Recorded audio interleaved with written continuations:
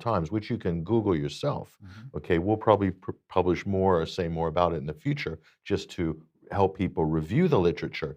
But the most cited literature on this shows that there is no such thing as asymptomatic spreading driving epidemics. It just doesn't exist, not in any of the peer-reviewed scientific studies. So, but everybody is still talking about it like it's a fact. Judges are ruling on it. Cases are being ruled on because of the fear of the asymptomatic spread, the danger, the risk of the asymptomatic spreader. Teachers are saying that students are putting teachers' lives at risk if they're not masked or vaccinated. That's based on the myth of the asymptomatic spread. So this is a great clip here by Mike Eden, Dr. Mike Eden, former head of respiratory research at Pfizer Pharmaceuticals. He's talking to Del Bigtree from the High Wire this week. You can get this full interview, by the way. I encourage people to watch it either at 21st Century Wire or go to the High Wire's website directly. But listen to this. The thing that really triggered me in the middle of the year was when I was told that people without symptoms can be a respiratory viral threat, a respiratory health threat to other people. Now, I knew that wasn't true. Remember, this is my area. I've worked in pulmonary disease for 32 years in total. Why am I confident that this so-called asymptomatic transmission is a lie? In order to be a good source of infection, you need to have a lot of virus in your airway. If you only have a little bit of virus, you really can't breathe it on people. The chances that you'll be able to infect someone else is very low. So the more virus you've got, the better the source of infection. That your mother could tell you that. You know, blow your nose and don't cough on people. This is the basis of it. So, but people, here's a critical point. People with lots of virus in their airways will have symptoms. No question, no arguments. Why? That's because the virus is attacking the lining cells of your lungs. That's what it does. It burns through like a moss fire under the ground. So it's infected you, and it's infecting one cell, then another. And your body doesn't like that, and you will feel that. But the other thing is your immune system, if you're immunocompetent, will be attacking the hell out of the virus, and you'll feel that too. So if you've got lots of virus, you will have symptoms. You will have symptoms. That means people without symptoms can't have much virus. That's true. And that means people without symptoms can't infect other people. And so this is theoretical. I knew that would be theoretically right. And there's been lots of literature. And there's one really big study. And what they did is they compared hundreds of people, or they followed hundreds of people who were PCR positive, and they split them into two groups. If they were PCR positive with symptoms, like a typical person who's got a bad respiratory infection, they found they infected another household member about 18% of the time. So it's not as much as you would think. And partly that's because there was a lot of prior immunity in the population. So that's pretty clear. So he goes on to explain about how, it just doesn't show up in any of the studies. So that's Mike Eden. So, but don't take our word for it, Mike. Don't take our word for it. Let's rewind the clock. Or even Mike Eden's word for it. Or even Mike Eden's word for it, because, he's just somebody who's on the internet now. He's been relegated to the internet and out of the mainstream media. Let's hear what the high priests of the Pharisees of the pandemic have to say. Let's turn the clock back, not back to the before the first millennium, Mike. Let's just go back to March 2020 or February 2020. This is Lord Fauci himself explaining to you the science that's been well established for a very long time in our history. Here's Fauci. Yeah.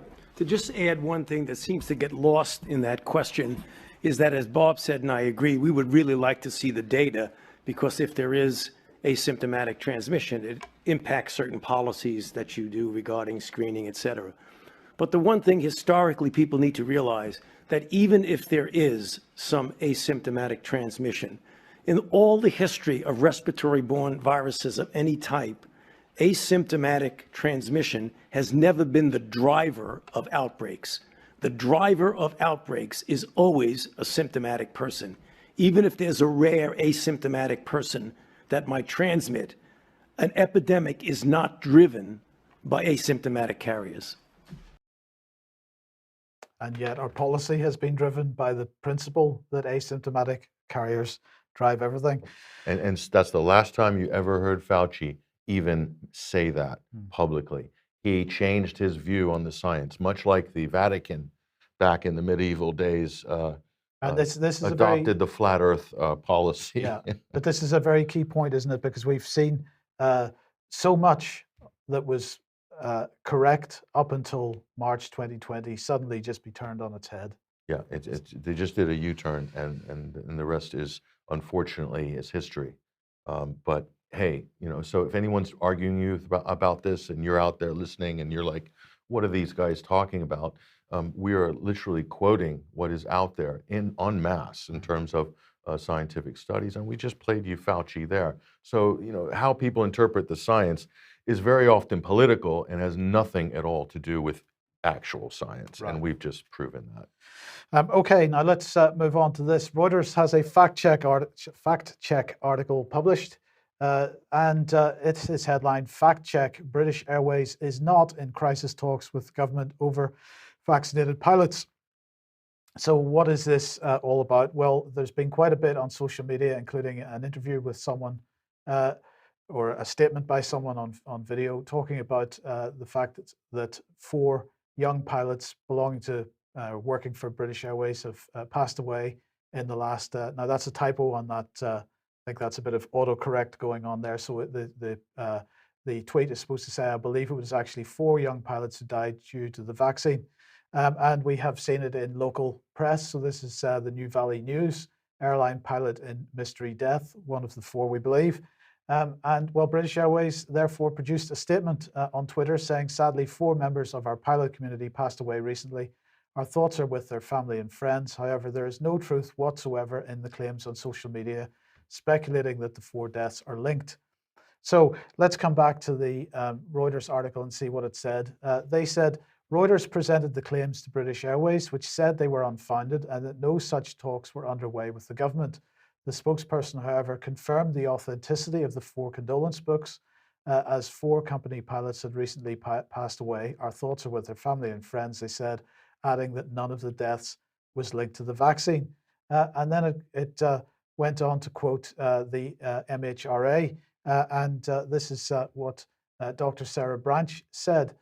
"We have not been made aware of deaths of BA pilots after receiving the COVID-19 vaccine and have not had discussions with BA or other airlines." Okay, that's fair enough. But then it comes on and says this, about preventing pilots from flying after receiving the COVID vaccine. This is what she went on to say.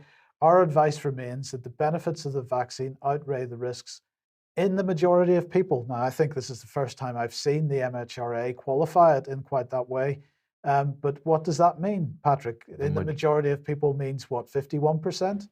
What does that mean? They're really widening the berth there, Mike, by saying the majority of people, because as you say, this opens up to what, half the population, and where do you draw the line? That's a really vague, arbitrary line that's being drawn there, and that doesn't speak to a lot of certainty coming from the MHRA. Are they having second thoughts? Are they backpedaling on previous confident statements about the omnipotency and great power of the vaccine, that we should all have 100% confidence? Well, this is a very good question, because if we go back just 1 week, we find June Rain saying that the benefits outweigh any risk. The benefits of the vaccine outweigh any risk.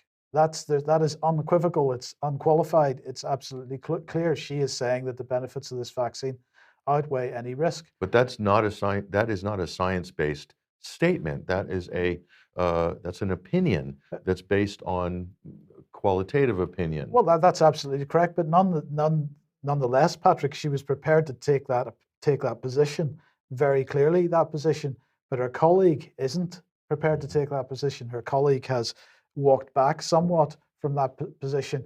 In the majority of people, we don't have a definition for what in the majority of people means.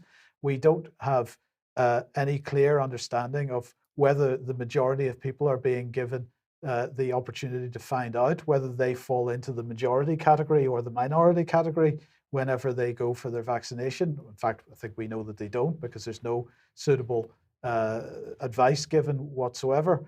So I think this is a very important statement from the MHRA, and the question is, are they starting to walk back from the previous position? But let's just come back to the Reuters fact check. Then their verdict is that the statement is false. British Airways is not in crisis talks with the British government about vaccinated pilots. Well, okay, British Airways has denied that they are, so they may well take that position. But Reuters goes on to say 4 pilots have recently died, and British Airways says none of these is linked to vaccines.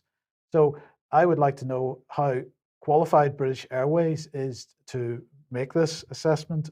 These people have passed away recently. Have there been postmortems done? I believe they probably have not, but at least they couldn't possibly be complete by this stage. As a corporate statement there, the question is, do you trust the corporation? Is it in their interest to raise an alarm, or is it their interest to dampen any concerns? From a public relations point of view, what do you think? Well, not just from a public relations point of view, but also from the point of view of their relationship with their employees. Because I'm quite sure their employees have been encouraged, at the very least, by the company to take the vaccines in the first place. That's right. And also their relationship with the government, Mike, because the British Airways, like every other corporation, has been receiving some assistance, have they not, directly from the government over the last 15 months, and probably due to receive more bailouts in the future. What do you think? Do you think there's going to be a bailout for the airline industry to keep some of these companies Yes. afloat? Yes. Probably yes. Probably, The indeed. government will pick winners and losers on this. So this, just on the back end of what you just showed us too, at the same time, Mike, a full court press took place right across the media and social media, and the same statements and the same claims are being made here. This is on Twitter. This is from the WHO. Scientists and public health experts say that vaccines are safe for most people, Mike. Most people. So this is even back from the majority that you just said. This is further backpedaling most people. I mean, how do we determine what is most people here? And they drop this caveat here. It's safe for most people. And then always embedded at the bottom of all of these news releases is here. How vaccines are developed and tested.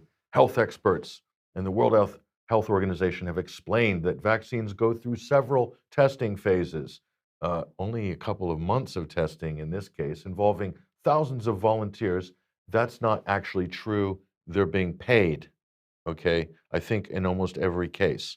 And we do have the figures on how much they're paid, by the way, and we're just collating those at the moment, Mike, but we do have some direct information on that. Okay. It's in the thousands.